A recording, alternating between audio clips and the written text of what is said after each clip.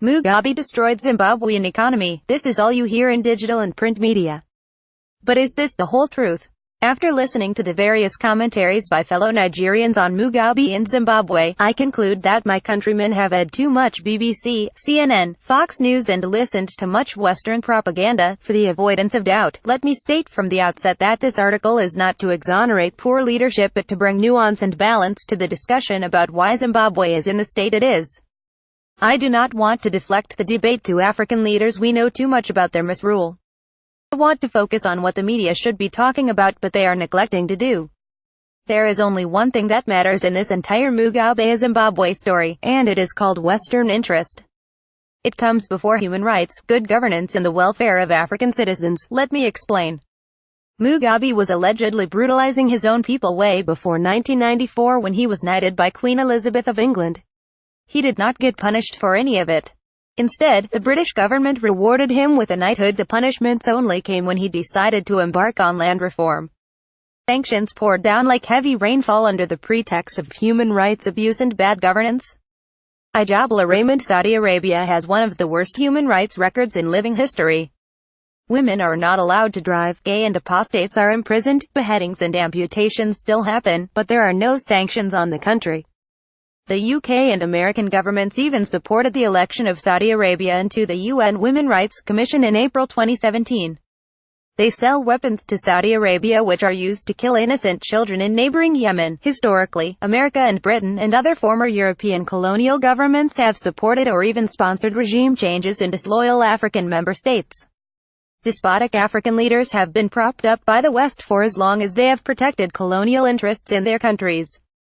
Independence is the power to govern yourself as you see fit, I might add, and to put the interests of your own people first and above all other considerations.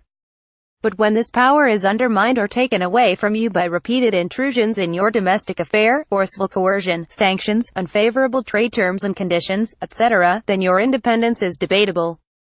I am not exonerating bad leadership on the continent, but Africa is free and independent only on paper. We cannot talk about Mugabe and Zimbabwe without mentioning the Lancaster House Agreement (LHA) of 1979. The LHA provided for the independence of Zimbabwe from Britain. It reserved 20% of seats in Zimbabwe's House of Assembly for white people, 3% of the population. This effectively gave them a strong hand, if not veto power, in Zimbabwe's House of Assembly. What type of independence is that? What type of democracy hands over power to a small group of people? Why are CNN and the BBC not talking about the LHA in any detail beyond just mentioning it? What would you do if someone forcibly grabbed your land and refused to hand it back? Even into the 1970s, Ian Smith's regime was forcing black people from their soil, and about 97% of arable Zimbabwean land was in the hands of white people. Mugabe wanted to correct this, but the LHA and the British government would not let him. He came to power, pledging that 160,000 black families would be resettled on white-owned soil within 3 years. Yet after 20 years of Mugabe's rule, the picture was not hugely different. Just 6,000 white farmers occupied half of Zimbabwe's 81 acres of arable land. About 850,000 black farmers were crammed into the rest. Since independence, only 10% of arable land has moved legally from white to black hands. https://www.theguardian.com World 2002 Jan 16 Zimbabwe. Chris McCurl. Mugabe was pressured by the LHA to wait 10 years before instituting land reform. When this time elapsed, the British government reneged on its land reform promises, thus leaving Mugabe little choice than to start retaking lands from white farmers. This was what led to the crippling sanctions against Zimbabwe.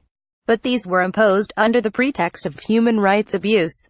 When Mugabe's army reportedly attacked a village killing thousands of black people, the Gakurahundi massacres of 19,831,984, Britain and its allies did not want to know about human rights abuses then.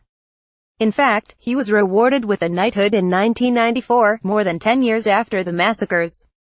But as soon as Mugabe started retaking lands from white people to give back to black people, suddenly he was committing human rights abuse. Writing in The Telegraph in 2015 when he was the mayor of London, Boris Johnson, the current British Foreign Secretary, had this to say about the role played by the British government in creating the disaster in Zimbabwe. Zimbabwe is now the second poorest nation on earth, beaten only by Congo for overall grimness.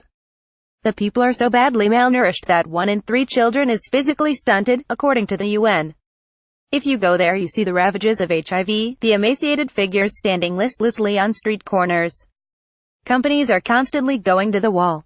But it is vital to recognize that Zimbabwe was not always like this, and did not have to be like this. This Mugabe tyranny is no accident, and Britain played a shameful part in the disaster. Readers will remember the 1979 Lancaster House Agreement, by which Margaret Thatcher granted independence to Rhodesia. At that time, the country was a breadbasket, a flourishing agricultural producer, with about 6,000 commercial farmers.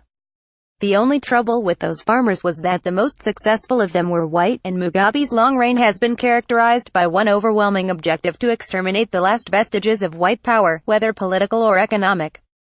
It was Labour's betrayal of the Lancaster House Agreement, driven by political correctness and cowardice, that gave Mugabe the pretext for the despotic confiscations by which he has rewarded his supporters. http www.telegraph.co.uk News Politics Labour 1142836 Happy birthday Mugabe with special love from Labour.html Western media control the narratives about Africa.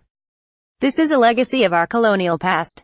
They are the major news source on the continent, and as far as we are concerned, it is not newsworthy if CNN or the BBC has not carried it. He who feeds you news also controls your thought process. This is why it does not surprise me that the Mugabe and Zimbabwe discourse has been entirely one-sided. In my opinion, Mandela will not be the hero he is today without Western media propaganda, and neither will Mugabe be the monster he is today without Western propaganda. Mandela was a terrorist, according to the imperialists.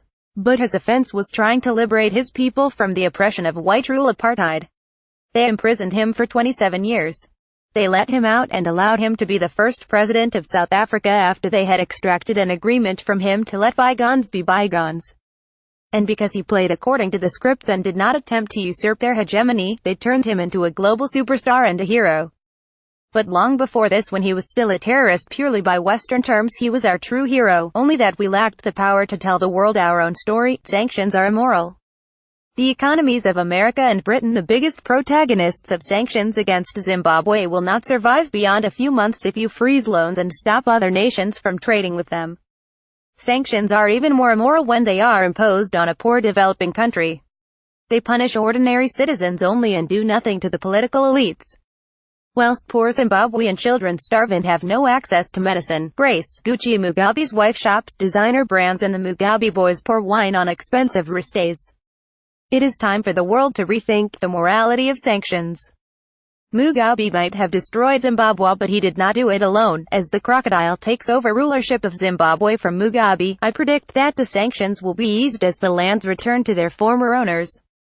The crocodile, ZANU-PF party, and the military propped up Mugabe for 37 years.